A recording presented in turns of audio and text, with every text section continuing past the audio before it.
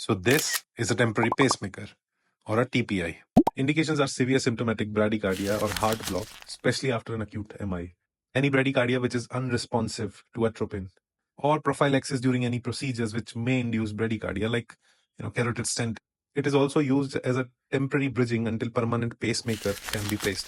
It has no absolute contraindications, but we should avoid it in patients with stable symptomatic bradycardias or in profound hypothermia, as pacing may induce arrhythmias. Now, temporary pacing can be transcutaneous, transvenous, which is in this case, or epicardial, where wires are placed over the heart during cardiac surgeries.